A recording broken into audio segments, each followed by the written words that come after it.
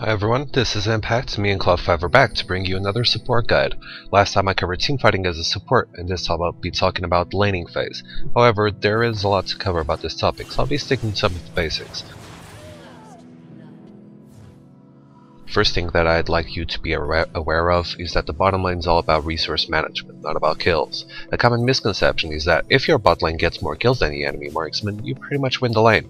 The laning phase will be about fighting for three main resources: health, mana, and gold, and the victor of the bottom lane will be the side that ends up with most gold. How do you win the fight over these resources? By having more presence than your enemies. Having presence in lane pretty much means that you make your opponents fear you and make them afraid to step into your own turf. You want to make the lane yours, and you'll want to control it. Each type of support can do this differently, and it will depend on the enemy lane as well. Have one more thing in mind: supports usually have high base stats. What this means is that you won't have to build any items early on to be effective. Marksmen or AD carries, however, do need their items. This is why supports own the bottom lane until the AD carry gets his first big item, which should be around minute 13 to 15. There are three main types of bottom lanes: sustain lanes, poke lanes, and kill lanes, and this doesn't depend on just the support's skill set. Sustain lanes are easy to distinguish since they have heals. However, poke lanes and kill lanes may be hard to tell apart sometimes. Basically, a poke lane wants to poke the enemies to force them out of the lane or to zone them out, making it harder for the enemy AD carry to get any farm, while the kill lane is all about getting kills early on and thus earning more gold. They are sort of high risk, high reward lanes. Also important to point out is that each of these types of lane has a strength and a weakness. Sustain lanes usually win over poke lanes deal well with kill lanes, and kill lanes usually have the advantage over sustain lanes. We already talked about sustaining lanes having heal, but what does this really mean? It means that you'll be able to heal your lane partner over time, not at once. A sustain lane is often about having patience and knowing when to strike back. This is why this type of lane is strong against poke and yet weak against kill lanes. A poke lane will try to harass you from a distance, spending mana, one of the resources we talked about, and your job will be to dodge, if possible, and to heal your AD carry over time. You'll have to be patient and know when to engage. Wait for the enemy to deplete their mana pools, and then strike back if possible. A kill lane, however, will be all about engaging. They'll try to catch you and burst you down every time they can. Most of the times, these lanes take ignite as well, reducing your heals for 50%. Since they're all about bursting you down, you won't have the time to heal up like you do against poke lanes. Most sustain lanes don't function only on the basis of having a heal. You have more skills at your disposal. Also, a few tips that should help you out when found in sticky situations. 1. Don't let yourself get pushed under the tower. Help your marksman push the lane as often as possible, but be careful not to spend too much of your own mana.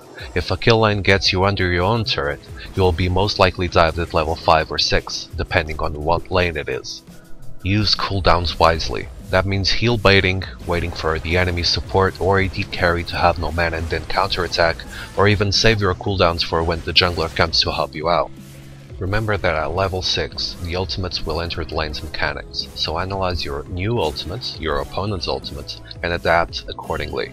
For instance, Sona and Nami will have an engaging or disengaging mechanism, while Taric will have a lot of burst and a damage steroid at his disposal. Poke lanes are all about damaging your enemy over time, thus slowly depleting their HP resources. By doing this correctly, you'll be acquiring presence in lane. Your opponents will start to fear coming near you, and you'll be able to either send them back to the base or zone them out from getting any farm. Poke lanes aren't very effective against sustain lanes because of the healing over time. However, since a poke lane often comes equipped with a disengage tool, you'll be able to avoid engages from kill lanes and keep poking them out of the lane. Don't worry if you don't kill your enemies. Sometimes constantly zoning out the enemy AD carry proves to be even more beneficial than killing him at all, since the gap in farm between marksmen will keep increasing. Something that's really important when playing a poke support is knowing when to poke, and you can do this several ways, but I'll give you two simple ones. First, bush control. Keep control of your lane's bushes. You can do this by buying pinks even. By poking from a bush that isn't warded, your projectiles and attacks will be a lot harder to dodge. Also, the chances of you getting harassed back decrease significantly. Second, pay attention to the minion flow. Say you have 5 creeps in lane and the enemy has 1. As soon as you last hit it, the 5 remaining minions will push against them. The enemy will fall back, and you will have an opportunity to poke, since they will either keep going back or try hitting you, thus also getting damaged by the minions. Just like in every type of lane, at level 6 you should adapt your playstyle, since ultimates will be available.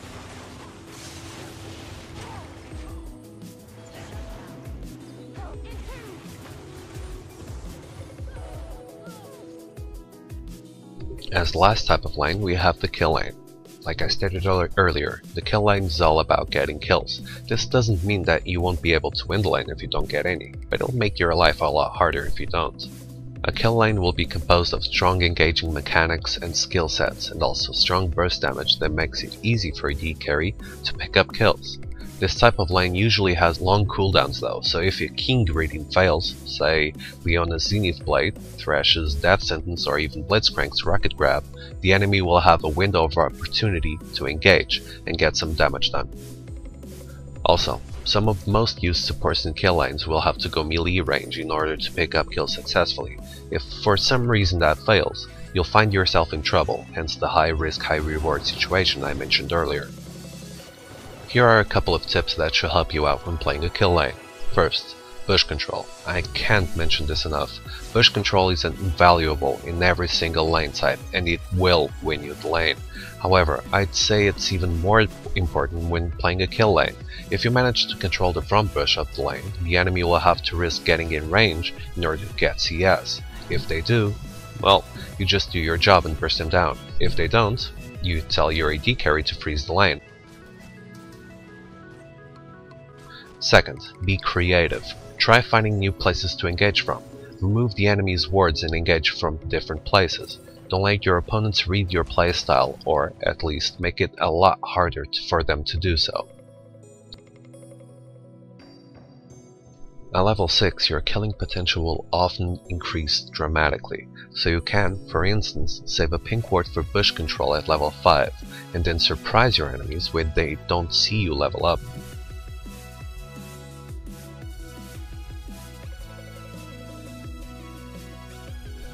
One of the beauties about the bottom lane is that it's a lane with constant 2v2 action. This also means that there is a lot more room to deal with counters. That's pretty much why I decided to end this video by talking a little bit about this. Do have in mind that each of these options has upsides and downsides. For more specific information about each of these mechanics, stay tuned for more in detail videos in the future. So, how to deal with really aggressive lanes and counters. Here's 5 tips that I think will help you out. 1. Notice if the enemy support has any pink wards. If not, ward or pink the bush closest to your turret and regain it by poking and harassing. Do this patiently though, don't be your own worst enemy. Losing farm and giving up kills is a lot worse than just losing farm. 2. Ask your jungler if you can take golems or wolves and farm the jungle until the creep wave reaches your turret. 3. If the enemy lane is freezing non-stop, roam. Group up mid, get the turret. You can do this mainly because it will force the bottom lane to rotate to other lanes and help out. If they don't, well, you're getting free objectives. 4. Push the lane. Playing against the Leona's Sona? Well, if you push the lane non-stop, the enemy bottom lane will be stuck under their turrets all the time. That way, if she wants to engage, she'll have to do it on top of your creeps, and they'll make sure she takes a lot more damage than she was expecting. Pushing the lane denies your enemies the chance to be aggressive.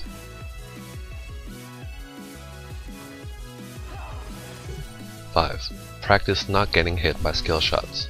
Ward whatever you need to ward, but don't get hit by rocket grabs, zenith blades, or any other skills of the sort. Pay attention to your enemy's movements and practice your prediction skills. And that is all for now. There's a whole lot more to cover about the bottom lane and the mechanics involved, but I hope these notions will be of some use to you guys for now. As always, don't forget to subscribe to Cloud5's YouTube channel as well as my own channel, and if you enjoyed the soundtrack, don't forget to give Bass Desire all the credit he deserves. I'll be leaving a link for his channel in the description as well. Thanks for watching, and until next time.